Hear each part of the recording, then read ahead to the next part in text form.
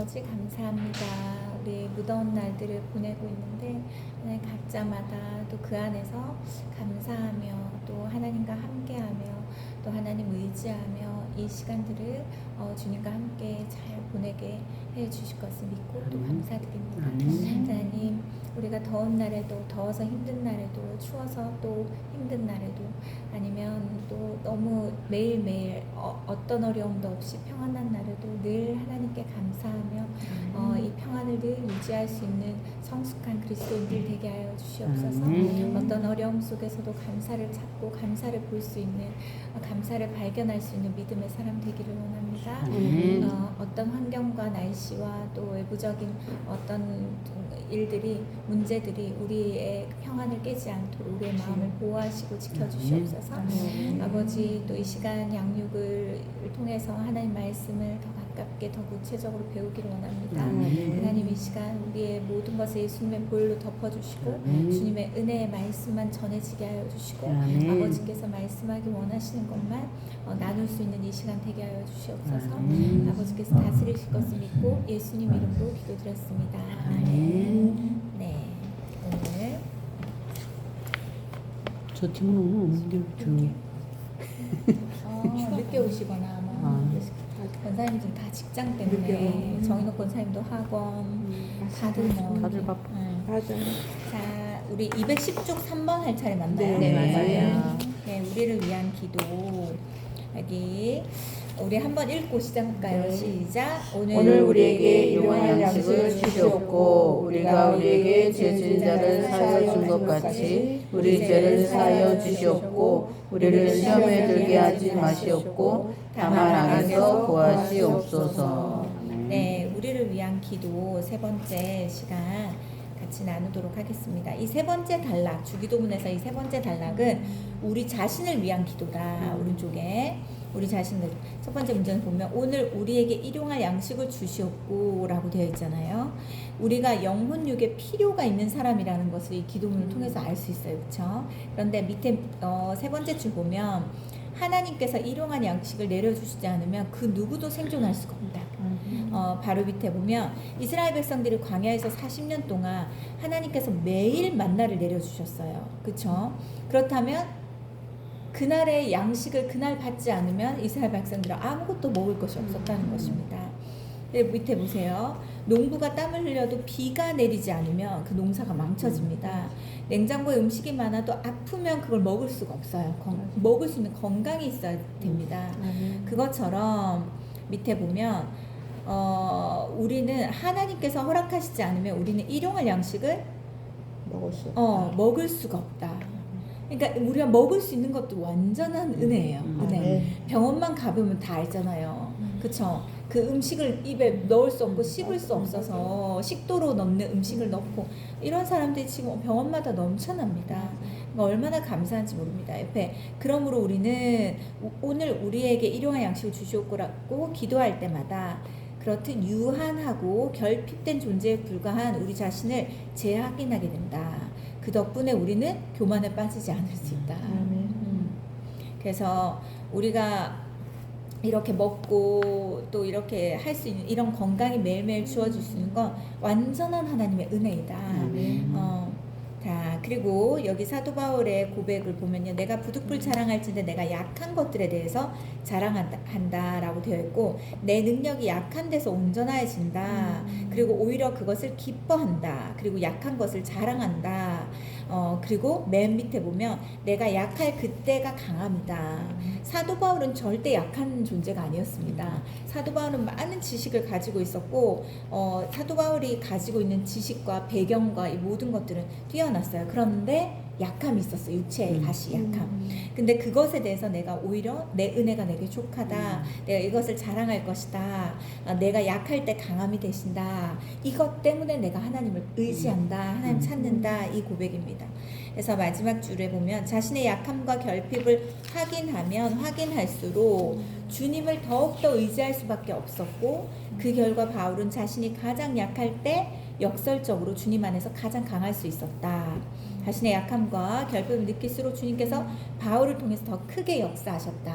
왜 이럴까요? 하나님은 왜 약한 사람을 통해서 더 크게 역사하실까요? 약한 사람이 자신의 약함을 인정하고 알 때, 근데 그 사람을 하나님께서 사용하실 때 그 사람은 절대 교만하지 않습니다. 하나님께서 내 도움이셨다, 내 힘이셨다, 내 능력이셨다, 내 지혜가 되셨다 라고 고백하는 사람이 되므로 하나님께서 그 사람들을 사용하시기를 좋아하십니다. 이때 두 번째 단락 보면 오늘 우리에게 일용할 양식을 주시옵고라는 이 기도와의 또 다른 의미는 일용할 양식으로 자족하는 청지기의 삶을 살겠다는 고백이다. 일용할 양식 이상의 재산이 있을지라도 자신을 위해서는 일용할 양식으로 자족하고 초과분은 주님의 청지기로 주님의 뜻대로 사용하겠다는 결단의 고백이다. 우리는 쌓고 싶어 하잖아요. 그쵸? 요거 먹고 남은 것들 어떻게든 쌓아서 내일 먹고도 모레 먹고 막 이렇게 합니다. 그 다음에 내 가족을 위해서 이건 누구 주고 이건 누구 주고 이렇게. 그런데 우리가 생각해야 됩니다. 매일 내가 세 끼를 배부르게 먹었다면 나머지는 내가 누구에게 나누려고 주님께서 나누게 하시려고 주님 주셨을까? 이거를 기억해야 됩니다. 만약에 생일 때 뭐 선물을 이렇게 받을 수 있잖아요. 근데 나한테 이미 있는 건데 이것이 더 많이 생겼어요. 그렇다면 그분의 마음은 감사히 받고 하나님 내게 있는데 이것을 또 주셨다는 것은 나를 통해 누구에게 주시기 위함입니까? 이것을 주님께 물어보고 우리 재정학교 때 다 배웠잖아요. 하나님께 묻고 그것을 나누는 겁니다. 이거 쌓아놨다가 명절 때 동생들 언니들 다 나눠줘야지. 그때는 또 그때 나눠줄 것들을 주님께서 주십니다. 어떻게든 내가 좀 내 사람들만 챙기려고 하는 이런 것이 아니라 누구에게 주님이 말씀하신 사람, 주님의 뜻이 있는 곳에 그것을 흘러보낼 수 있는 믿음의 사람, 믿음의 청지기의 역할을 우리가 감당했으면 좋겠습니다. 자, 밑에 보면요. 요셉은 보세요. 요셉은 자기가 청지기의 역할을 감당했다고 여기 나옵니다. 요셉이 이집트의 국무총리가 되었어요. 그리고 양식을 구하러 자기 형제들이 왔습니다.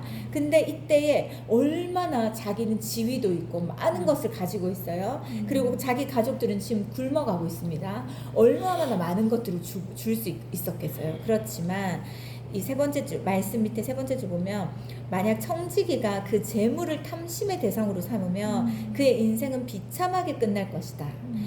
요셉이 이 국무총리의 자리에 짧은 시간에 오를 수 있었던 것은 하나님을 경외했던 요셉이었기 때문에 자신의 욕심을 위해서 이 뒤로 쌓아두는 사람이 아니라는 것에 대해서 왕으로부터 신뢰를 받았기 때문에 이 자리에 있었던 것입니다. 그래서 그리고 밑에 보면 나머지 그 총리 공간에 아무리 많은 재물이 있어도 청지기는 일용할 양식에 족할 뿐이다. 나머지 재물은 모두 주인의 뜻에 따라 처분하는 것이 청지기의 사명이다. 내가 청지기의 역할을 잘 하고 있냐 안 하고 있냐 요거는 이걸 보면 알 수 있습니다. 나에게 남는 무엇 이것에 대해서 나는 어떤 마음을 가지고 있나 어떻게 그것을 사용하고 있나 처분하고 있나 요겁니다. 그리고 이건 회개해야 됩니다. 뭔지 아세요? 쌓아놓고 있다가 섞여서 버리는 거 이런 거 회개해야 됩니다. 그때 빨리 나눠줬으면 됐지. 그러면 얼마나 누군가에게 정말 좋고 유익하게 그것이 사용되고 맛있게 먹어질 그 음식들이 결국 유통기한 지나가지고 버리고 이런 것들은 우리 다 욕심인 거예요. 밑에서 다섯 번째 보면 중요한 것은 여기에서 우리에게라고 표현했다는 것이다. 나에게가 아니라 우리에게. 청지기 의식을 가진 사람만 우리의 양식을 걱정한다. 나만의 양식이 아니라 다른 사람의 양식 또한 걱정하는 것이 청지기가 가지고 있는 태도라는 것이에요. 옆에 보면 청지기 의식이 없는 사람은 나의 배만 부르면 복 받았다고 하나님께 감사한다. 청지기 의식을 지닐 때에만 내가 소유한 것도 주님의 뜻에 따라 우리를 위해 사용할 수 있다. 우리를 생각할 수 있는 사람이 청지기라는 것입니다. 그리고 하나님께서 나에게 이것을 주신 데는 누군가에게 나누기 위함이구나 라는 것을 생각하는 것, 이게 청지기의 그 태도입니다.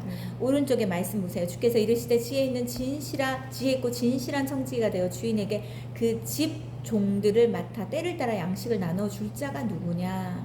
하나님은 지금도 이런 사람을 찾고 계십니다. 지금 누군가는 배고파하고 있고 누군가는 굶주리고 있고 누군가는 여러 가지로 허덕이고 있는데 그 사람에게 그 사람을 돌아볼 자가 누군가 그것을 주님께서 찾고 계십니다. 그래서 말씀 밑에 두 번째 줄 보면 그러나 하나님께서는 나의 주머니만 늘리려는 사람이 아니라 우리를 위해 일하려는 지혜롭고 진실한 청지기를 찾고 계신다. 우리가 어떤 직장생활을 하든 내가 지닌 모든 것이 하나님께서 우리를 위해 나에게 맡긴 것이라는 청지기 정신이 없이는 아무리 작은 것이라도 우리를 위해 사용할 수는 없다. 그래서 나만이 아니라 우리를 생각할 수 있는 사람, 이 사람 찾고 계신다. 그래서 영화 부시맨 엄청 유행이었잖아요. 부시맨 하늘에서 콜라병 비행하던 백인이 떨어뜨립니다. 이게 사실은 뭐 있을 수 없는 일인데 영화니까. 근데 그 콜라병으로 어떻게 사용하는 걸까 이렇게 하다가 이걸로 반죽을 해도 좋고 뭘 해도 좋고 뭘 해도 좋으니까 그 평안했던 그 아프리카 땅 안에 이 부시맨들이 살고 있는 이 평안한 이 마을에 분열과 분쟁과 다툼이 일어납니다. 그래서 이것을 마치 우리가 쓰려고 하지 않고 내가 독점하려고 할 때 이 콜라병 하나로 인해서 이 부시맨 종족들에게 이 분란이 일어납니다. 다음 장 넘어가 보세요. 그리고 또 이거는 이제 쉽게 우리 읽으면 쉬운 내용들인데 봉사를 갑니다. 뭐 했습니까? 거기에 30만 원이 있으면 뭐 분교를 할 수 있다고 합니다. 그래서 쭉쭉쭉 해가지고 보냈고 그 다음에는 TV가 필요해서 TV를 보냈습니다. 무슨 일이 있었습니까? 216쪽까지 펴보세요. 216쪽까지. 어차피 이건 다 읽으면 아는 내용이니까 뭡니까? 그 텔레비전을 서로 차지하려고 내 딸이 그 집에를 도와주러 가정부로 도와주러 갔기 때문에 우리 집에 보냈을 것이다. 계속 이런 싸움들 때문에 그 평안했던 마을이 또다시 분쟁이 일어납니다. 다 갈라지고 난리가 납니다. 이게 바로 청지기 의식이 없고 우리라는 것에 대한 이 개념이 없을 때 내 것, 내 소유, 내 가족, 내 것 이것에만 집중하게 될 때 이런 원망과 분쟁과 이런 어려움들이 있게 된다는 것입니다. 자, 오른쪽에 보세요. 이건 어차피 다 아는 거고 217쪽 세 번째 줄 보면 그러나 여기 보세요. 우리 역시도 마찬가지임을 결코 잊어서는 안 된다. 우리가 하나님 앞에서 청지기 의식이 없이 우리라는 사고방식 없이 살면 우리가 흉보는 재벌 자식들의 재산 싸움 우리 항상 보잖아요. 우리 역시 물질 때문에 피를 나눈 형제들과 얼마든지 싸울 수 있다.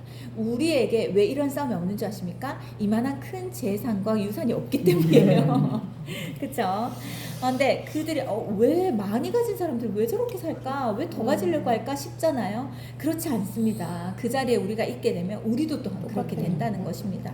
밑에 보면 오늘 우리에게 일용할 양식을 주시옵고 마지막 의미는 하나님께서 주시는 것이기에 바르게 모으고 바르게 사용하겠다는 결단이다. 말씀에 보면 모든 것이 주께로부터 왔나니 이 모든 것을 하나님 앞에 드립니다 라고 하는 고백이 있어요. 다윗의 고백이에요. 왜 이런 고백을 할 수 있었을까요? 나에게 주어진 모든 것, 보이는 것이든 보이지 않는 것이든 건강이든 무엇이든 그 모든 것이 주께로부터 왔다라는 믿음을 가진 사람은 이걸 나누는 것도 하나님께 드리는 것도 전혀 마음에 어려움이 되지 않습니다. 자, 우린 청지기이기 때문인 거죠. 그래서 자, 여기 밑에 보면 양식은 하루 3끼 밥만을 의미하지 않는다. 그것은 하나님께서 매일 주시는 모든 것을 뜻한다. 우리의 모든 필요를 말하는 거예요. 이 안에서 이 기도문에서 양식은. 그러므로 우리는 뭐든 쓰든 항상 바르게 행하여야 한다. 다시 말해서 하나님 앞에서 분명한 재정의 철학이 있어야 됩니다. 재정의 가치관이 있어야 됩니다. 돈을 모은다면 왜 모으는지, 쓴다면 왜 쓰는지, 그것이 하나님과 무슨 관계가 있는지 명확한 기준과 생각이 있어야 된다. 그렇지 않으면 우리는 자기도 모르게 돈의 노예가 될 수밖에 없고 그 순간부터 하나님 앞에서 추하게 살아가게 된다. 하나님 보시기에도 그렇고 사람들 보기에도 너무 인색하고 궁색하고 그렇게 초라하게 살아가는 것입니다. 돈이 적다고 초라한 게 아니고 돈이 많다고 멋있는 게 아닙니다. 돈이 적어도요 엄청 멋지게 사는 사람도 있고요. 돈이 많아도 너무 찌질하게 사는 사람들이 있습니다. 제가 항상 말했잖아요. 제가 이렇게 보면 마음이 부유한 사람들이 있고요. 마음이 가난한 사람들, 그건 물질의 많고 적음에 따라 결정되는 게 아니더라고요. 자, 넘어가 보겠습니다. 옛날에 1961년도 요때에 신권에 대해서 엄청나게 그게 너무 귀한 그때가 있었습니다. 그때에 이분이 무엇을 했습니까? 그 부산역 앞에서 그 신권이 아까워서 자기가 먹은 것보다 부족한 돈을 내고 도망간 거예요. 그쵸? 그런데 그 앞을 지나갈 때마다 둘러서 지나갔다는 거예요. 1년 내내. 왜? 지금 보세요. 이 중간쯤에 보세요. 218 중간쯤에. 지금 생각해보면 그때 내가 시판 신권 때문에 그렇듯 양심의 가책과 두려움 속에서 1년이나 살았을까 싶다. 이유는 유치하게도 신권을 깨트리기 싫다는 의 없는 욕심이었다. 하나님 뜻 아닌 욕심인 거죠. 그래서 돈에 대한 분명한 철학이 없으면 이처럼 어리석은 짓을 저지르게 된다. 그리고 결국엔 사람들 앞에서 수치를 당하게 된다. 그것으로 끝나면 그래도 괜찮지만 나중에 하나님 앞에서 당할 수치를 생각하며 그것은 정말 피해야만 할 일이다. 그러므로 우리는 오늘 우리에게 일용할 양식을 주시옵고 라고 기도할 때마다 물질을 바르게 모으고 바르게 사용하겠다는 다짐을 되새겨야 된다. 나는 물질을 하나님 뜻대로 모으고 또 하나님 뜻대로 사용하겠습니다. 이것입니다. 밑에 보면 우리가 우리에게 죄 지은 자를 사하여 준 것 같이 우리 죄를 사하여 주옵시고, 두 번째 기도 문장인데요. 이건 뭐냐면 밑에 보세요. 우리 죄를 사하여 주시옵고가 먼저 나오고 우리가 우리에게 죄를 지은 자를 사하여 준 것 같이가 뒤따른다. 따라서 우리 죄를 사하여 주시옵고는 기도문의 첫 번째 의미 뭘까요? 우리는 하나님의 용서 없이는 살 수 없다. 하나님의 용서를 받고 누군가를 용서하는 요게 순서인 거예요. 그렇다면 죄 가운데 살고 있는 우리이기에 우리를 정결하게 해주시는 하나님의 은총 없이는 살아갈 수 없는 우리의 유한한 고백이 있다라고 되어 있습니다. 그래서 마태복음의 기도문은 죄에 대해서 무엇이라고 되어 있습니까? 빚이랑, 원어가 빚이랑 채무라는 뜻이라고 합니다. 그래서 이 기도문은 뭡니까? 곧 우리의 빚을 탕감해 주십시오라고 말하는 겁니다. 죄는 관계성의 죄이다. 무관계 속에서는 사는 사람은 빚질 일도 없다. 관계잖아요. 어디 죄는 누구 대상이 있는 거잖아요. 잘못한 대상이 있는 것입니다. 그런데 성경에서 나오는 죄는 그 관계 안에서 잘못이 없다 할지라도 본질적인 죄를 말하는 겁니다. 그렇다면 여기에 해당되지 않은 사람이 아무도 없겠죠. 평생 착하고 선하게 산 사람도 여기엔 다 해당됩니다. 그래서 나는 법 없이도 살 사람이야. 이 사람 죄 있을까요, 없을까요? 왜냐면 아담으로부터 나온 그 원죄가 우리 안에 다 있기 때문에. 그래서 밑에 보면 하나님께서 우리의 본질적인 죄뿐 아니라 우리가 하나님과 사람의 관계 속에서 짓는 크고 작은 범죄들마저도 용서해 주시지 않으면 우리는 단 한순간도 살아있을 수 없다. 중요한 사실은 우리가 예수 그리스도 안에서 하나님의 용서를 이미 받았고 또 받는 하나님의 은총으로 살고 있다는 것이다. 왜냐하면 우리는 죄를 한 번에 해결할 수가 없잖아요. 그렇죠? 우리 매일매일 줄여가고는 있지만 계속 그 죄 유혹에 넘어갈 때가 많습니다. 넘어질 때가. 하나님의 이 은총을 깨달으면 하나님부터 용서받은 사람은 타인을 용서할 수 있다는 것을 알게 된다. 그래서 이 우리 죄를 사하여 주시옵고 라는 두 번째 의미는 밑에 이 기도를 통해 자신도 타인의 죄를 용서하며 살겠다는 결단인 것이다. 우리가 타인의 죄를 용서하는 것은 우리가 하나님부터 용서받은 하나님의 자녀인 것을 스스로 입증하는 것이다. 그렇다면 우리가 누군가를 용서하지 못하겠어 라고 말하는 건 뭘 말하는 걸까요? 난 하나님으로부터 용서받은 걸 믿을 수 없어. 난 하나님의 자녀라는 걸 믿을 수 없어. 이것을 부인하고 인정하지 않는 거나 같은 것입니다. 옆에 보면 우리의 용서는 타인이 아니라 바로 우리 자신을 위한 믿음의 행위이다. 이것은 믿음인 것인 거예요. 그러니까 누군가의 그 사람이 자신의 죄를 뉘우치고 있어. 그러니까 내 마음이 동해서 그 사람 용서해야 돼. 이게 아니라 내가 주님으로부터 용서 받았는지에 대한 믿음의 행위가 용서이므로 그 사람이 스스로 뉘우치고 와서 용서를 구하지 않는다 할지라도 우리는 그 사람 용서할 수 있습니다. 왜냐하면 이 용서의 영역은 믿음의 영역이기 때문이에요. 그렇죠? 이해하셨죠? 그래서 맨 밑에 보면 사람 간에 범하는 죄는 관계의 죄일 뿐 본질적인 죄가 아니라는 것이다. 그래서 이 죄까지 다 포함되어서 우리의 죄를 사하여 준 것까지 다른 사람의 죄를 사한다라고 우리가 말했습니다. 자, 그 다음 220쪽 넘어가면요. 한 세 번째 줄 보면 우리가 우리의 죄를 사하여 준 것 같이라는 기도문이 본질적인 죄까지 용서받은 우리가 사람과의 관계에서 일어나는 누군가의 잘못을 왜 용서하지 못하느냐의 의미를 알게 된다. 왜 용서하지 못하냐? 아, 내가 하나님의 용서를 내가 온전히 믿지 못하는구나, 이겁니다. 그러면서 여기에 달란트 비유가, 달란트 1만 달란트 빚진 자에 대한 비유가 나옵니다. 그런데 이것을 탕감받았는데, 왕이 탕감해 주었는데 무엇을 했습니까? 이 사람이 그것의 60만 분의 1, 엄청나게 작은 돈인데 이것을 갚지 않았다고 하는 이 사람을 보면서, 자비를 베푸지 않는 이 사람을 보면서 다시 그 사람을 불러다가 감옥에 가둡니다. 우리가 이와 같이 하고 있다라는 것이에요. 내가 누군가를 용서하지 못하고 있다라는 것은 우리가 그 해결받은 이 죄에 비하면 60만 분의 1이다라고 우리가 생각하고, 아, 내가 이 죄를 용서하지 못하면 나 또한 감옥에 다시 가두어지는 거구나 라는 것을 우리가 생각해야 됩니다. 영적인 의미에서. 그래서 오른쪽에 보면 자, 이게 7번째 줄 보면, 그러므로 찾으셨어요? 우리가 우리에게 죄진 자를 사해 준 것 같이 라고 기도를 드리는 것은 우리가 하나님으로부터 6천만 데나리온을 탕감받은 존재임을 마음속으로 되뇌면서 누군가의 100데나리온을 탕감해 줄 것을 결단하는 의미이다. 우리를 위한 기도의 세 번째 문장은 우리를 시험에 들게 하지 마시옵고이다.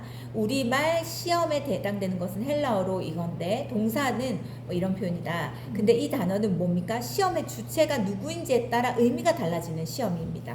이 시험의 주체가 하나님이면 뭡니까? 훈련. 근데 하나님의 모든 시험은 우리에게 훈련입니다.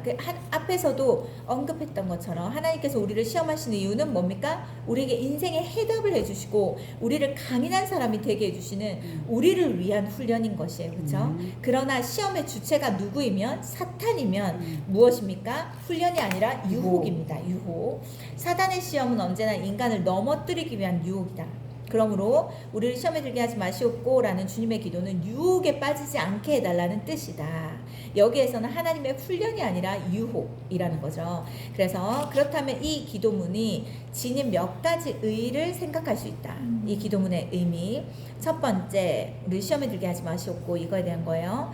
이 기도문은 우리로 하여금 주님의 도우심이 없다면 사단의 유혹에 넘어질 수밖에 없는 우리는 연약한 존재라는 것을 인식하게 해준다 되어 있어요. 그래서 넘겨보세요. 근신하다 깨어라, 너희 대적 마귀가 우는 사자같이 두루 삼키며 삼킬 자를 찾나니. 우리 거기 다 갔잖아요. 우리 고사모님 못 가셨구나. 거기 이제 철로역전 갈 때 그 사자 소리 나는 거 봤죠? 네. 사자 소리 나는 거. 언제 우리에게, 근데 어떻게 합니까? 거기 지나가라고 할 때 왜 어떻게 합니까? 앞만 보고 빨리 지나가는 거. 그 다음에 접근할 수 없는 거예요. 소리는 엄청 큰데 우리에게 접근하지 못합니다. 우리를 해롭게 하지 못합니다. 그러니까 두려움만 주는 거죠. 두려움만 주고.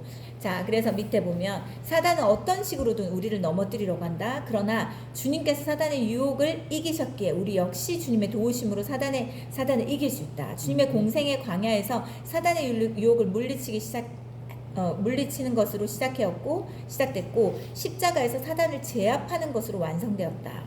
주님의 공생의 사역의 시작은 광야에서 세 가지 시험을 당하고 그것을 말씀으로 물리칩니다. 그리고 십자가에서 영화에서 보셨죠? 뱀의 머리를 밟으신 예수님 보셨죠? 십자가로 완전히 사단을 제압합니다. 그리고 거기 또 영화에 보면 마지막에 이 사단이 완전 무정에게 떨어져서 소리 지르는 그것이 있습니다. 예수님의 죽음으로 통해서. 자, 밑에 보세요. 둘째로 이 기도문은 우리로 하여금 우리의 삶 속에서 크고 작은 유혹거리를 적극적으로 제거해 가도록 우리를 이끈다. 시험에 들지 않게 해주십시오라는 주십시오. 유혹에 빠지지 않게 주십시오. 밑에 왜 이렇게 발음이 안 돼? 밑에 보면 우리가 진정으로 유혹에 빠지지 않기를 원한다면 그 우리를 넘어뜨릴 수 있는 유혹거리들을 우리 스스로 제거해야 된다. 그것이 그리스도인의 거룩이고 곧 구별이다. 제가 중고 청년부들을 하잖아요. 그러면 항상 싸워가고 있는 게 이거예요.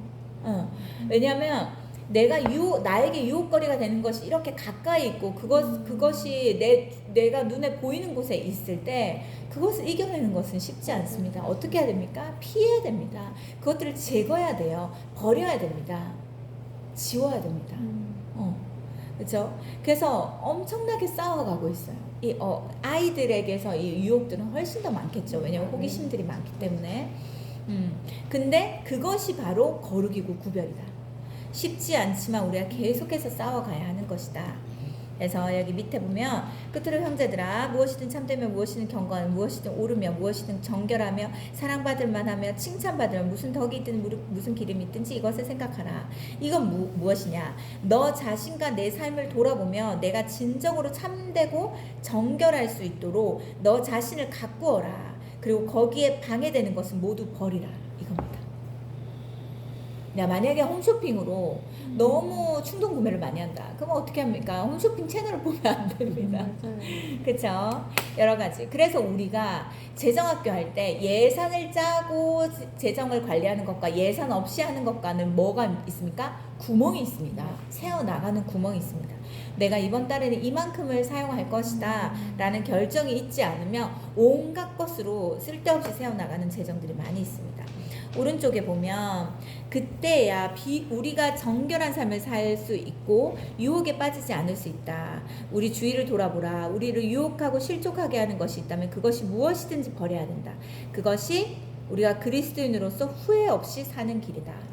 우리가 나는 이겨낼 수 있어. 제가 그랬잖아요. 창녀촌에서 이 창녀들을 복음화 시키려고 들어갔다가 어떻게 됩니까? 그렇게 해서 물론 복음을 전하는 사람도 있겠지만 성공한 사람도 있겠지만 실패한 사람들이 굉장히 많습니다. 왜냐하면 그것을 이겨내기가 쉽지 않기 때문이에요. 자, 그래서 그 다음에 세 번째로 이 기도문은 우리로 하여금 유혹에 빠지지 않도록 성도의 거룩한 교제를 실천하게 한다. 유혹에 빠지지 않는 것은 중요하지만 그보다 더 중요한 것은 자신으로 인해 누군가가 유혹에 빠지거나 실족하지 않게 하는 것이다. 나로 인해서 누군가가 실족하는 거, 이것에 대해서 우리가 좀 두려운 마음을 가져야 됩니다. 왜냐하면 말씀에서 이렇게 말하고 그가 이 작은 자 중에 하나를 실족하게 할진데 차라리 연자맷돌이 그 목에 매어서 바다에 던져지는 것이 나으랴. 연자맷돌 목에 매어 바다에 던져지면 뭡니까? 살 가능성이 없는 거예요. 완전한 죽음을 의미합니다. 그 정도로 잘못했다라는 거죠. 이 죄가 크다 이것입니다. 인간을 넘어뜨리는 것은 그만큼 무서운 범죄다. 그러므로 이 세상을 살아가는 동안 자기 때문에 누군가가 유혹에 빠지거나 실족하지 않도록 성도의 거룩한 교제를 통해 서로 세워주고 지켜주어야 된다. 우리가 학창시절 생각해 보세요. 우리를 좋은 길로 인도하는 친구가 있는가 하면 어떻게든 유혹과 안 좋은 길로 이렇게 하는 그 친구들이 있습니다. 그래서 우리 자녀들을 위해서 꼭 기도해야 돼요. 바른 길로, 그 진리의 길로, 영원한 길로, 후회하지 않을 길로 인도할 친구들을 만나게 해달라고 기도해야 됩니다. 왜냐하면 대부분 친구들 때문에 안 좋은 유혹에 빠지고 이렇게 되기 때문에. 그리고 이 나로 인해서 실족하는 거, 나로 인해서 굉장히 좀 어려움 가운데 빠지는 거, 이것은 우리가 100번 이런 일이 있다 할지라도 100번 변명하지 않고 100번 용서를 구해야 됩니다. 왜냐하면 우리가 용서를 구해야 되는 입장은 내 입장이 아니라 그 사람의 입장입니다. 그래서 나로 인해 나의 어떤 말이나 나의 어떤 행동이나 나의 어떤 그런 것들로 인해서 누군가가 마음이 상했다면 어떻게 용서를 구해야 됩니까? 어떻게 만약에 그게 남편이다 그러면 당신에게 내 이런 말로 이런 걸 느끼게 해서 너무 미안하다. 나 그런 의도가 아니었는데 이런 거에서 이런 말이 필요 없습니다. 그것은 나중에 얘기를 하고 내 이런 말로 이런 것들을 외로움을 느끼게 해서 미안하다 이렇게 얘기해야 됩니다. 아이들에게도 엄마 그렇게 말할 때 나는 이런 거를 그렇게 너무 속상해 이렇게 말할 때 내가 너를 얼마나 사랑하고 내가 너를 위해서 지금 이렇게 고생하고 있는데 어떻게 그런 말을 하니 이렇게 말고 내 이런 말이 너한테 이런 생각을 갖게 했구나. 미안하다. 우리가 용서를 구할 때 누군가를 실족하게 했을 때 내 입장이 아니라 상대방의 입장에서 용서를 구하는 것입니다. 내가 100% 1도 꺼리낌이 없다 할지라도 상대방이 그걸로 인해서 불편했다면 상대방의 입장에서 그렇게 용서를 구하는 거예요. 이렇게 이런 생각들을 갖게 해서 이런 느낌을 갖게 해서 미안하다라고 사과하는 것입니다. 성도 간에도 그것은 마찬가지예요. 내가 아무리 뭐 이런 합당한 이유를 얘기해도 이미 마음이 상했다면 그거는 일단은 용서를 구해야 됩니다. 그쵸? 자, 밑에 보세요. 그들이 사도의 가르침을 받아 서로 교제하며 떡대며 기도하기를 힘쓰니라. 초대교회 교인들은요, 서로 교제하는 가운데 함께 유혹을 이기고 더불어 거룩한 삶을 살았다. 그렇다면 한 2, 4, 5번째 밑에서 4번째 주 보면 우리나는 신앙 공동체를 통해서 거룩한 그리스도인으로 굳건하게 세워져 갈 수 있다. 신앙 공동체 있을 때 이것들을 이겨낼 수 있다는 겁니다. 혼자서는 이게 쉽지가 않다는 것이에요. 그래서 밑에 보면 우리를 위한 기도의 마지막 문장은 다만 악에서 구하옵소서. 우리 말 구하시옵소서라는 번역되는 것은 이런 건져내다, 구출하다라는 의미다. 건져내다라는 말은 어딘가에는 빠져 있다는 것을 전제로 한다. 그렇죠? 그래서 다만 악에서 구하옵소서 이 기도문에는 악은 결코 추상적이거나 모호한 개념이 아니다. 악은 사람이 아닌 상태로 끌어내리는 구체적인 세력이다. 그러므로 이 기도를 드릴 때마다 우리는 언제든지 악에 빠질 수 있는데 악은 우리에게 사람됨을 앗아가는 것을 상기시켜야 된다. 그래서 짐승 같은 인간, 짐승보다 못한 인간이라는 게 표현되고 있다. 악에 빠져 사람됨을 상실한 사람은 더 이상 사람이 아니라는 것이다. 우리가 뉴스를 통해서 엄청 많이 보잖아요. 끔찍한 일들이 엄청나게 많습니다. 그것이 뭡니까? 그래서 말했잖아요. 사람이 악하면 사탄만큼 악한 것이 사람이다. 사람이 선하면 하나님만큼 선할 수 있는 것이 또 사람이다라고 합니다. 그래서 여기 보면 사람이 사람됨을 상실했던 구체적으로 어떤 의미일까? 아담을 만드셨어요. 아담은 본래 불키다라는 얼굴을 불키다라는 거예요. 뜻이라고 합니다. 따라서 사람이 사람됨을 상실한 것은 얼굴을 불킴의 상실을 의미한다. 곧 수치심을 잃어버린 것이다. 그래서 영화나 범죄물 같은 거 이런 거를 자주 보진 않지만 보게 되면 그 범죄를 저지른 사람의 얼굴이 얼마나 사악한지 모릅니다. 그리고 그것에 대해서 양심에 꺼리낌이 있거나 수치심을 느끼는 것이 아니라 오히려 즐깁니다. 그거는 이 사람됨을 상실한 것이에요. 수치심의 상실은 악의 제일 가는 특성이다. 누구든지 악에 빠지면 수치심부터 없어진다. 그래서 수치심이 있다는 건 굉장히 건강하다는 것입니다. 영적으로. 말씀 위로 이 4번째 보면 악에 빠지면 두려움은 느끼지만 여기 이제 그 아담의 그 죄를 짓고 나서 내가 벗었음을 두려워한다 이것에 대해서 악에 빠지면 두려움은 느끼지만 죄의 수치는 모른다. 그리고 육체가 벗은 것은 두려워서 숨었지만 죄의 수치는 전혀 느끼지 못한다. 죄를 짓고 나면 사람의 특징입니다. 이미 사람됨을 상실해 버린 탓이다. 그리고 같은 죄를 반복할 때 죄에 대해서 무감각해집니다.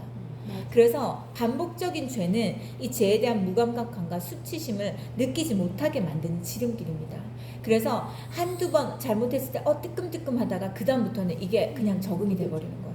그렇게 되지 않기를 위해서 우리가 기도해야 됩니다. 죄에 대해 무감각하지 않도록. 그래서 자 오른쪽에 보면 불의한 자는 수치를 알지 못하도다 이 말씀에 되어 있고요. 오른쪽에 보면 3번째 줄 우리가 성경을 읽으면서 우리 자신에 대해서 수치를 느낄 때가 있다면 우리는 영적으로 깨어 있다는 것이다. 나 이렇게 하면 안 되는구나. 깨달아지는 것들이 있잖아요. 돌이켜지는 것이 있잖아요. 마음에 탁탁 와닿는 것들이 있다면 난 지금 영적으로 굉장히 건강한 상태인 것입니다. 실수를 한다 할지라도 밑에 또 2번째 단락 보면요. 다만 악에서 구하시옵소서라는 기도는 그러므로 더더욱 말씀이신 하나님을 경외하며 살겠다는 결단을 의미하는 것이다. 하나님 경외하면서 살겠습니다. 이것이 악에서 구하시옵소서라는 것에 포함된다는 거죠. 인생 살면서인 하나님의 말씀을 떠나서는 사람이 사람으로 살아갈 도리가 없다. 사람이 제대로 된 삶을 살아갈 수 없다는 것입니다. 말씀을 덮고 나서는 밑에 보세요. 누구든지 말씀 안에서 살면 그 사람은 악과 무관해진다. 그래서 자 하나님 여기 보면요. 내 악이 너를 징계하였고 내 반역이 너를 책망하였다. 그런즉 내 하나님 여호와를 버림과 내 속에 나를 경외함이 없는 것이 악이다. 하나님 버리고 이게 죄에 대해서 죄를 지었고 나서의 이 모습들인 거죠. 그리고 하나님 없는 것과 하나님 버린 것과 또 나를 경외함이 없는 것이 악이고 고통인 줄을 알라고 되어 있어요. 하나님 경외함이 없는 것이 악이다. 하나님을 두려워하지 않는 것이 악이다 라고 말합니다. 밑에 2, 4, 5번째 보면 악은 이런 뜻인데 바쁘다, 수고하다, 애쓰다 라는 뜻이라고 합니다. 그렇다면 이 뭘까요? 바로 밑에 즉 하나님 없이 바쁜 것이 악이다. 하나님 안에서의 목적과 방향을 놓친 채 바쁜 것이 이게 악이라는 거예요. 하나님 없이는 바쁘고 수고하고 애쓸수록 사실은 더 악에 빠지기 마련이다. 그 바쁨의 동기와 목적과 방향을 보세요. 그 안에 분명히 욕심이 있습니다. 자기 계획이 있고 자기 욕심이 있고 놓지 못하는 이 움켜쥐고 있는 무언가가 있습니다. 그래서 송영 그 위에 4번째 줄 위로 올라가면 우리가 왜 그토록 바쁜지, 우리의 바쁜 삶 속에서 하나님이 계시는지, 우리의 그렇듯 바쁜 일이 하나님과 대체 무슨 관계가 있는지 이런 물음 없이 우리가 단지 바쁘기만 하다면 우리가 바쁜 만큼 우리 자신도 모르게 더 악에 빠질지도 모른다. 내가 지금 무언가로 바쁘고 있다면 잠시 멈춰야 된다. 내가 지금 뭐 때문에 바쁜 거지? 내가 지금 무엇을 바라보고 무엇을 위해서 내가 이렇게 바쁜 거지? 생각해 보아야 됩니다.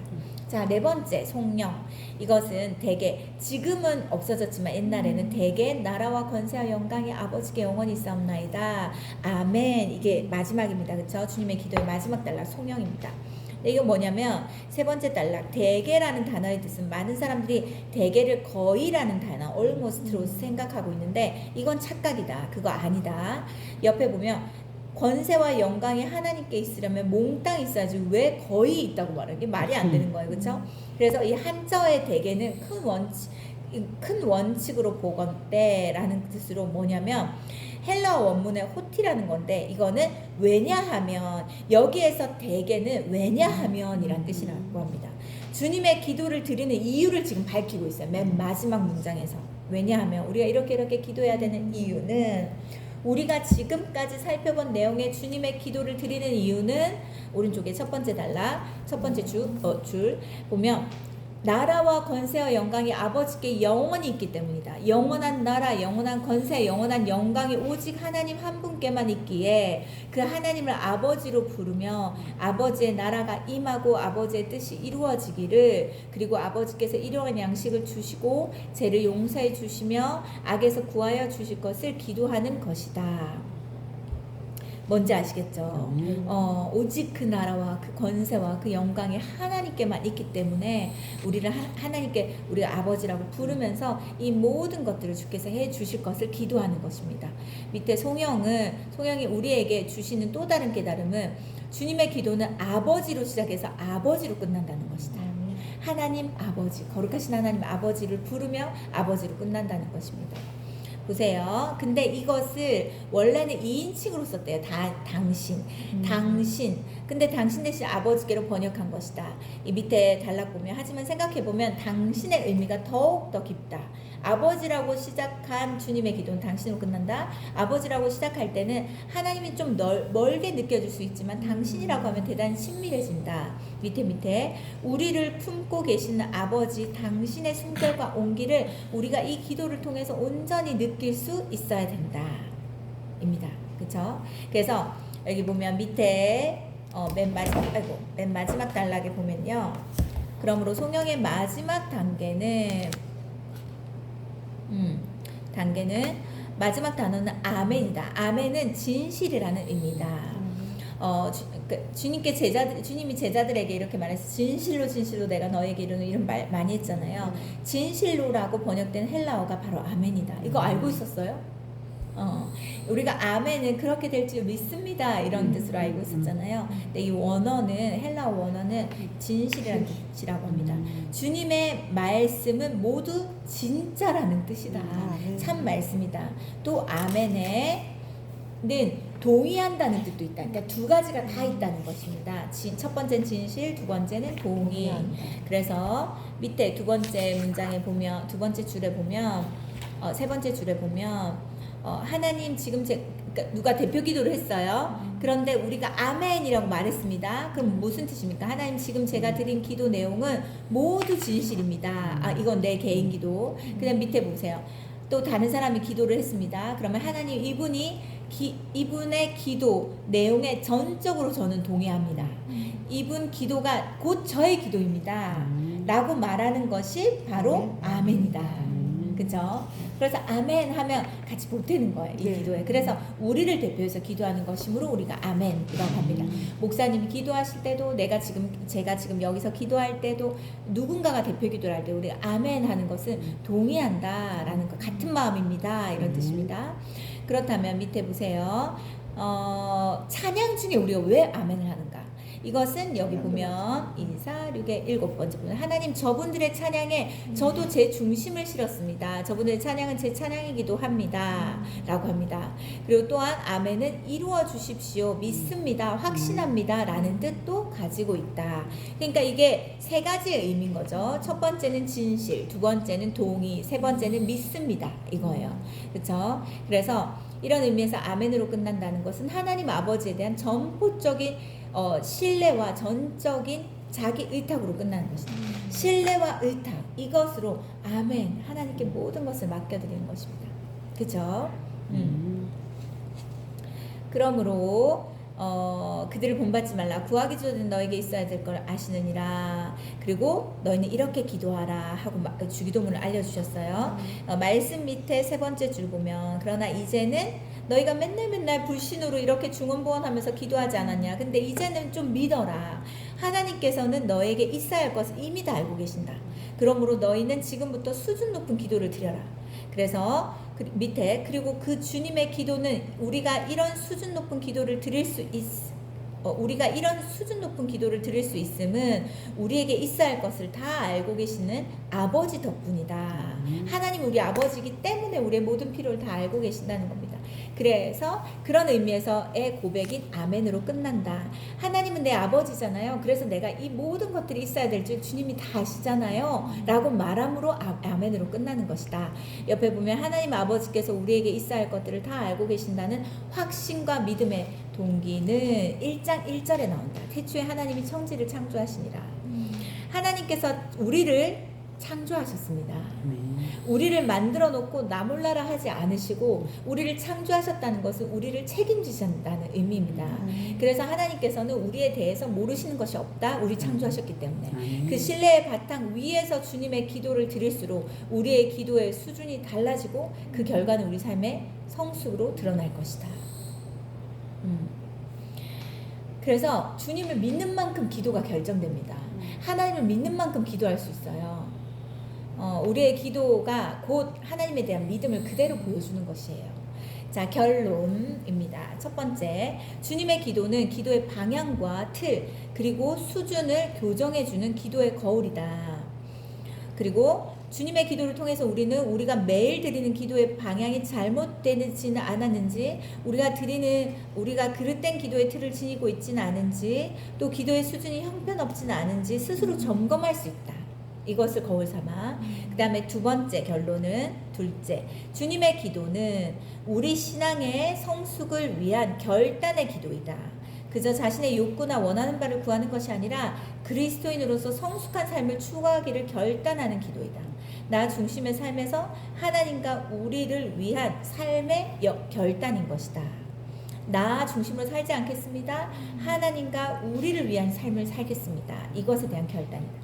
그래서 이 짧은 기도 속에서 우리라는 단어가 6번이나 나온다. 이 기도문에서. 바꿔 말하면 주님의 기도에는 나 개인을 위한 기도는 한마디도 없다. 왜냐면 왜일까요? 나에게 무엇이 있어야 될지 다 아시는 하나님은 내 아버지이시기 때문입니다. 그래서 밑에 나는 그리스도 안에서 이미 우리이기 때문이다. 그래서 개인의 기도가 아니라 우리의 기도를 하나님 앞에 올려드리는 것이 주기도문입니다. 밑에 마지막으로 이 기도의 원천은 우리를 책임져 주시는 하나님에 대한 전적인 신뢰이다. 하나님에 대한 전적인 신뢰가 있는 사람만 주님의 기도와 같은 성숙한 기도를 드릴 수 있고 그 결과 성숙한 그리스도인으로 살아갈 수 있다. 기도와 믿음, 기도와 삶은 같은 것입니다. 그래서 아까 말했듯이 그 사람의 기도를 들어보면 그 사람의 삶이 나옵니다. 그 사람의 삶을 보면 그 사람의 기도가 무엇인지 알게 됩니다. 그 사람의 믿음을 보고 싶다. 그 사람의 기도를 보면 알 수 있고 기도를 보면 그 사람의 믿음을 알 수 있다. 그러면서 밑에 뭐 너희는 무엇을 먹을까 이걸 위해서 염려하지 말라 나오고 그 진한 글 보세요. 너희가 이것들보다 귀하지 않냐냐. 이 새들도 먹이시는 하나님. 그러면서 근데 여기서 나오는 새가 무슨 새인 줄 아세요? 독수리일까요? 참새일까요? 참새예요. 제일 작은 새. 이 작은 새도 주님이 잊지 않으시고 보잘것없는 이 작은 새도 주님이 잊지 않으시고 돌보신다. 너희가 이보다 귀하지 아니하냐. 염려하지 마라 라고 이야기합니다. 밑에 보면 우리의 기도는 지금까지 무엇을 먹을까 무엇을 입을까 국한되어 있었다. 주님의 기도와 같은 수준으로 높은 기도를 드릴 수가 없었다. 우리가 창공을 나는 새보다 더 귀한 존재임을 진심으로 믿고 있는가. 그러면서 또 이제 이 백합화에 대해서 나옵니다. 쭉 나오고 그 다음에 이 말씀을 마태복음 말씀에서 너 믿음이 작은 자들아 라고 이야기합니다. 자 밑에 보세요. 우리와 주님 보시기에 믿음이 작은 자인가? 우리는 반대로 믿음이 큰 자인가? 주님께서는 어떤 경우에도 먹고 사는 문제가 우리의 기도의 핵심일 수 없음을 다시 강조하고 있다. 그래서 우리에게 먹고 사는 것 구하지 말고 뭐 구하라고 합니까? 너희는 먼저 그의 나라와 그의 의를 구하라. 그리하면 이 모든 것을 너에게 더하시리라. 뭐가 먼저라고 말합니까? 얼마나 우리가 못 알아듣고 자꾸 우리의 필요만 구했으면 이렇게 친절하게 말했잖아요. 너희는 먼저. 이게 첫 번째다. 그러면 그리하면 이 모든 것이 너에게 더해진다. 아무것도 염려하지 마라. 그래서 주를 위해서 시간과 재정과 어떤 것을 들여 손해보는 사람이 없습니다. 그보다 더 많은 것을 누렸으면 누렸지 손해보지 않습니다. 기도의 최종 목표, 하나님의 나라와 그의 의를 먼저 구하는 기도가 바로 주님의 기도다. 하나님의 나라와 의를 구하는 것이 뭘 말하는 걸까요? 그런 기도가 뭘 말하는 걸까요? 내 필요가 아니라 하나님의 필요를 본다는 것입니다. 내 필요가 아니라 하나님의 필요. 그렇죠? 자 이제 우리 초, 중고 아이들에게 지금 청년부까지 하나님께서 새로운 영혼들을 보내주셔가지고 진짜 너무 행복하게 사역을 하고 있어요. 근데 그러기 전에 하나님께 저에게 주신 마음이 있었어요. 제 재정이 뭐 아이들 셋을 키우고 또 여러 가지 드는 것들이 있기 때문에 고정적으로 드는 것이 있기 때문에 재정이 넉넉치가 않습니다. 근데 하나님 저에게 기쁘게 감동을 주신 게 있었어요. 뭐냐면 이거는 이제 다 지났으니까 하는 말인 건데 새로운 아이들이 올 때 그 아이들에게 선물을 줘야 되잖아요. 새 가족 그걸 내가 개인적으로 섬기라는 감동을 주셨어요. 교회에서 청구하면 다 나와요. 근데 개인적으로 왜냐면 이 영혼을 내가 기도하며 기다렸고 이 영혼을 위해서 내가 내 개인을 하나님 앞에 개인적인 것들을 깨트려서 헌신하고 싶은 그 마음이 기쁘게 들었어요. 그래가지고 진짜 그렇게 했습니다. 근데 그렇게 해서 내가 가난해졌을까요? 내가 뭔가 그만큼 마이너스가 됐을까요? 절대 그렇지 않아요. 하나님은 더 큰 필요를 생각지도 않은 곳에서 얼마나 큰 스케일로 채워주시는지 모릅니다. 말도 안 되게 이건 하나님만 하실 수 있다라고 표현할 수밖에 없게. 나는 그 아이들한테 준 선물이 얼마나 되겠어요? 몇만 원이 달 거잖아요. 근데도 주님은 단위가 다르게 주십니다. 하나님께서 어떤 나에게 그 돈으로 우리 아이들한테 과일 한 번 더 먹일 수 있고 그렇죠? 고기 한 번 더 사줄 수 있어요. 그렇지만 하나님께서 저에게 이건 성령님께서 저에게 주시는 감동과 인도하시면서 하나님 교회 학교에 부흥을 주세요. 다음 세대에 부흥을 주세요. 교회마다 이 아이들이 적어가고 있는데 하나님 이 교회 보내주세요. 우리가 최선을 다해서 섬기겠습니다. 그렇게 말을 해놓고 내 것을 나누지 않고 내 것을 깨트리지 않고 내 마음과 내 헌신과 내 물질을 나누지 않으면서 보내주세요 이렇게. 물론 교회에 헌금을 가지고 하는 것이 나쁜 것은 아니에요. 그런데 내가 얼마나 이 영혼들을 기다렸는지 이 영혼들을 섬기고 죽이고 싶었는지, 이 영혼들을 살리고 싶었는지, 이것을 주님 앞에서 내 나름으로의 표현이었던 거예요.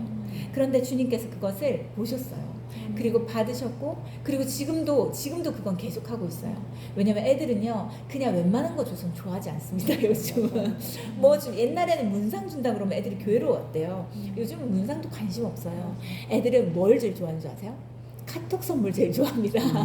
카톡 선물 딱 주잖아요. 그러고는 편의점이든 뭐든 뭐 베스킨라빈스든 뭐 치킨이든 그 탁탁탁 찍으면서 그거 탁 바로바로 자기한테 즉흥적인 필요가 채워질 수 있는 것들. 그래서 자기가 골라서 뭔가 선택할 수 이런 거 되게 좋아합니다. 아니면 현찰이에요. 아니면 근데 그렇다고 돈으로 줄 수는 없잖아요. 그리고 한 번씩 나가서 뭘 사줍니다. 그러면 뭐 먹고 싶은 거 사주고 이러면 애들이 엄청 좋아해요. 그러니까 그런 것들을 되게 즐기는 거예요. 그렇죠. 근데 그거에 그리고 제가 어떤 그 모선옥 집사님 자녀들 있잖아요. 그 자녀들은 애들이 적응하는데 좀 시간이 걸려요. 그리고 우리가 위에서 영화 사모님이랑 전목사님이랑 이제 다 잘 해주시는데 재미 위주로는 하지 않습니다. 은혜 위주로 하기 때문에 처음 와가지고 무슨 은혜 위주로 하는 예배에 마음을 열고 정착을 하기 쉽지가 않아요. 근데 뭘 공약을 한죠? 공약. 뭐 하는지 아세요? 10번을 교회를 지속적으로 오면 나랑 같이 문구점을 갈 거야. 그리고 너희가 갖고 싶은 걸 내가 사줄 거야. 이렇게 했어요. 근데 애들이요 고르는 게 다 거기서 거기에요. 뭐 엄청 몇만 원짜리 고르지 않는 이상은 한 뭐 5, 6만 원이면 끝납니다. 그런데 그 10번 오는 동안 이 아이들은 은혜를 경험하고 적응하고 재미를 보고 이렇게 된 거예요. 그 돈이 절대 아깝지 않습니다.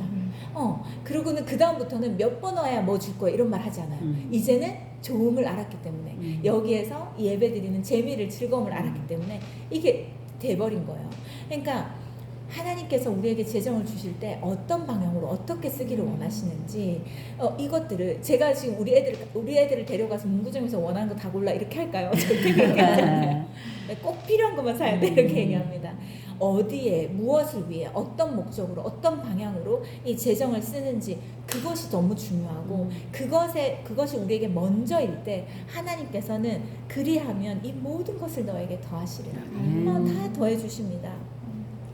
그래서 이 기도의 최종 목표는 하나님의 나라와 의를 먼저 구하는 기도가 주님의 기도이다. 그 기도의 결과가 우리의 삶으로 드러나야 한다. 나머지는 하나님께서 책임져 주신다.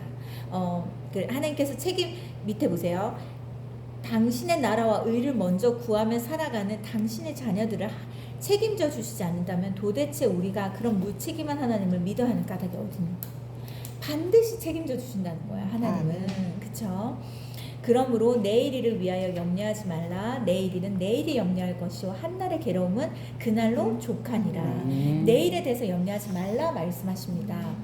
주님께서 오른쪽에 넘겨보세요. 마지막 주님께서는 내일 일은 내일을 주신 하나님이 책임져 주실 것이므로 걱정하지 말라고 하신다. 그 말씀이 우리에게 괴로움은 조금은 없을 것이라는 의미가 아니다. 주님께서는 한 달의 괴로움은 그날로 족하다고 말씀하신다. 내일은 어떻게 될까? 다음 주는 어떻게 될까? 한 달 뒤는 어떻게 이거 걱정하지 말라는 거예요. 그것은 하나님 없는 고아처럼 사는 사람들의 고민인 거예요. 옆에 보세요. 살아있는 인간에게 괴로움은 분명히 있다. 근데 밑에 보세요. 괴로움이 있어야 우리는 세상의 유혹을 끊고 하나님을 바라보게 된다. 아멘. 괴로움 없이 주님 바라보면 얼마나 좋습니까? 근데 이 인간은 연약해서 그러지 못한다는 거예요. 그래서 자신의 연약함을 자각할 때 하나님의 강하심을 더욱 의지하지 않겠는가? 그러나 주님께서 괴로움이 영원히 지속될 것이라고 말씀하지 않았다. 한날 괴로움은 그날로 족하다고 하셨다. 그래서 그날 필요하면 하나님께서 괴로움을 주실 것이다. 그러나 그날로 끝이다. 그 다음 날을 주신 하나님이 또 책임져 주실 것이다. 하나님 절대 우리를 방치하지 않으십니다. 방치하는 그런 부모가 아니에요. 육신의 부모가 방치하는 부모, 무책임한 부모였으면 하나님에 대해서 신뢰하는 게 쉽지 않습니다. 근데 하나님 절대 그런 육신의 부모와 같지 않습니다. 밑에 보세요. 그러므로 너희는 이렇게 기도하라. 명령하신 주님을 전폭적으로 신뢰하는 사람만 날마다 주님의 기도를 삶으로 들을 수 있는 것이다. 그래서 하나님은 이렇게 기도하라. 이것이 너희가 살 것이다. 이것이 아버지로 너희가 믿게 되는 것이다. 너희가 자녀라는 것을 확실히 아는 것이다. 이겁니다. 하나님은 우리의 삶을 반드시 책임져 주십니다. 무엇으로든지 걱정하거나 염려하지 마십시오. 그리고 하나님께 모든 것들을 다 맡기세요. 아멘. 제가 시간이 되면 얘기하고 그렇지 않으면 얘기하지 않아요. 근데 이제 지난주 주일날 우리 김혜경 권사님 이번에 하는 매년 연주회가 있었잖아요. 근데 이번에가 지원을 받지 못했대요. 신청을 했지만 지원을 받지 못해요. 그래서 이제 조촐하게 이렇게 한다고 이렇게 하시는 거예요. 그런지 제가 지금까지 중에 제일 은혜를 받았어요. 물론 우리 교회 남성교회 집사님들이 나오셨습니다. 근데 제가 너무 속상했어요. 이럴 줄 알았으면 성도들 다 오게 광고를 할 거예요. 왜냐면 너무 좋더라고요. 그래가지고 물론 되게 많이 길고 이제 김혜경 권사님이 가르치는 제자들에게 한 번이라도 그 무대에 설 수 있는 기회를 주려고 이 순서는 굉장히 길었지만 그래서 우리도 일정이 있어서 다른 일정 끝내고 이제 거기를 갔지만 그 남성교회 집사님들 우리가 아까 찬양할 때 아멘으로 화답하는 거에 나왔잖아요. 남성교회 이 성교회 그 동영상 보셨는지 모르겠지만 앞에서 그 무대에서 딱 찬양을 했어요. 목소리가 깜짝 놀랐죠. 여기 가셨죠? 봤죠? 그 안에서 듣잖아요. 우리 집사님들 목소리가 아니에요. 물론 집사님들 성량도 좋고 목소리도 좋지만 그 위에 은혜가 있다. 은혜 느꼈죠? 은혜가 있다는 거. 물론 이게 좀 도와주시는 분도 있었지만 집사님들의 그 은혜가 있었어요. 기름 부음이 있었어요. 그래가지고 근데 제가 깜짝 놀랐던 거 거기가 뭐죠? 예술의 전당 이런 거잖아요. 아트홀. 그러니까 많은 그냥 클래식한 음악회가 많이 열리는 곳이에요. 그런데 이 공간 안에 이렇게 은혜로 가득 찰 수가 있는가? 가사도 너무 좋았고 그 되게 모습도 되게 은혜로웠고 와 이게 가슴이 뭉클뭉클해지더라고요. 그리고 거기에 믿는 사람도 있을 거잖아요. 안 믿는 사람도 있었겠지만 우리 다 끝나고 아멘 이렇게 했어요. 그러니까 너무너무 좋은 거예요. 우리가 그 무대에 서진 않았지만 저도 같은 마음으로 이 찬양을 주님께 올려드립니다. 이것을 그 공간에서 고백하는데 교회에서 하는 거랑 또 다른 그 감동이 있더라고요. 교회에서 하는 거랑. 그래서 참 은혜롭고 감사했어요. 그리고 우리 집사님들이 워낙 또 인물도 멋지시잖아요. 제가 맨날 잘생겼다고 멋지다고 하는데 이분들의 얼굴이 빛을 발하는 그때였어요. 저 교회는 어떤 교회일까? 저 집사님들은 어떤 분들일까? 그리고 여자들이 찬양할 때도 은혜가 있지만 남성들이 할 때도 또 특별한 그 은혜가 있습니다. 왜냐하면 이 남성들에게 하나님께서 주신 또 그 특별한 은혜가 있어요. 왜냐하면 남성들에게 더 많은 유혹이 있고 더 많이 거룩하게 살지 못하도록 하는 것들이 있기 때문에 그것을 뚫고 싸워가고 있는 남성들이므로 이 찬양의 은혜가 있어요. 그래서 아무튼 이제 너무 자랑스럽더라고요. 그래서 와 진짜 자랑스럽다. 우리 교회 연예인이야 연예인. 너무 좋더라고요. 그래서 근데 저는 앞부분을 보지 못했어요. 저기 은정 일사님 노아도 섰죠. 그때는 제가 일정이 있어서 못 봤는데 분명히 은혜로웠을 거예요. 그래서 아무튼 너무 좋았다. 그리고 그 찬양에 거기 안에 있는 사람들이 그 공감하고 뭔가 동의한다고 이렇게 고백하는 그 아멘의 소리가 너무 저한테는 감동적이었어요. 그래서 우리가 이렇게 하면 좋을 것 같아요. 우리 찬양할 적에도 그렇고 기도할 적에도 그렇고 우리 아멘 소리가 커졌으면 좋겠어요. 왜냐면 어느 교회 가잖아요. 그러면은 막 아멘 이렇게 합니다. 엄청 큰 소리로. 저 사람 너무 저렇게 하는 거 아니야? 다른 사람한테 너무 방해되게 저런 큰 소리를 하는 거 아니야? 싶지만 그만큼 우리가 아멘 소리를 너무 안 한다는 겁니다. 우리 고사모님 아멘 잘하시잖아요. 고사모님은 그래서 마치 그런 생각들이 들어요. 이렇게 똑같은 말씀이 전해지고 똑같은 기도가 되어져도 이 내 걸로 탁 내 것으로 딱 만드는 그거 있잖아요. 그게 아멘이라고 생각이 들어요. 그래서 기도를 할 때도 찬양을 할 때도 아멘 아멘 하고 그것을 내 것을 말씀을 들을 때도 아멘 아멘으로 할 때 지금 이 사람들이 내 것으로 지금 이걸 받아 먹고 있구나. 영적으로 지금 충만하게 이걸 내 것으로 만들어가고 있구나 라는 또 반응이기 때문에 그 아멘이라고 고백하는 건 되게 중요한 것 같아요. 근데 그렇게 하지 않으면 그러니까 뭐 일할 때도 그렇고 이렇게 세상 이렇게 속에서 살아갈 때 힘을 얻으려고 이제 하는 거죠. 맞아. 치열하게 또 사모님도 살아가고 있으니까. 그리고 예배 시간은 너무 짧습니다. 너무 짧고 세상에 있는 시간은 길어요. 그렇다면 우리가 이 시간에 정말 최선을 다해서 하나님께서 주시는 제가 예배 후에 예배 나눔을 왜 하게 하는 줄 아세요? 우리 중고 청년부들은 예배 끝나면요 꼭 나눔을 합니다. 왜 하게 할까요? 그걸 하기 때문에 집중해서 듣습니다. 뭐 나눌 게 있어야 되잖아요. 그러니까 오늘은 나에게 뭘 말씀하실까? 요거를 집중할 수밖에 없어요. 우리 성도들이, 우리 어른들이 그 나눔의 시간이 뭐 셀 안에 있을 수도 있고 없을 수도 있지만 없다 할지라도 오늘은 하나님께서 내게 무엇을 말씀하실까? 내 것으로 탁탁 자석처럼 탁탁 내 안에 탁 들어와서 딱 이 내 영 안에 들어와 흡수시키는 그 아멘의 소리가 분명히 있어야 됩니다. 그렇게 될 때 내가 오늘 뭐라고 했죠? 아멘의 세 가지. 첫 번째 진실, 그건 진짜다. 두 번째 동의, 세 번째 믿는다는 거예요. 확신한다는 겁니다. 그래서 아멘의 소리를 우리 집사님들이 먼저 소리 내어주시면 좋을 것 같습니다. 부끄러운 거 창피한 거 아니에요. 알겠죠? 네, 여기까지 하겠습니다. 자, 기도할게요. 하나님 감사합니다. 오늘 또 이 시간 주기도문 시간의 마지막 시간을 갖게 해주셔서 감사합니다. 이 주기도문에 이렇게 깊은 의미가 있고 이렇게 자세한 뜻이 있었는지 우리가 몰랐습니다. 이 책을 통해서 알게 해주심을 감사하고 우리가 주기도문으로 기도할 때마다 이 의미를 생각하고 기억하게 해주시고 하나님, 우리가 대표 기도를 돌아가면서 하고 또 어디서든 기도를 하게 되어 있는데 하나님, 나의 기도를 점검하고 되돌아보는 그런 시간이 되게 하여 주시옵소서. 그리고 하나님, 우리의 기도가 항상 먼저 그 나라와 그 의를 구하는 기도가 되게 해주시고 그리하면 이 모든 것을 더하시는 그 하나님의 아버지의 책임져 주심, 우리의 삶을 이끌어가 주시고 우리의 모든 필요를 채워주시는 그 아버지의 은혜를 우리가 경험하며 그것을 날마다 간증할 수 있는 우리가 되게 하여 주시옵소서. 아버지 감사합니다. 우리의 믿음이 기도가 되고 기도가 삶이 되고 이 모든 것이 일치가 되는 우리가 되게 하여 주시옵소서. 감사드리며 예수님 이름으로 기도드렸습니다. 아멘. 아멘.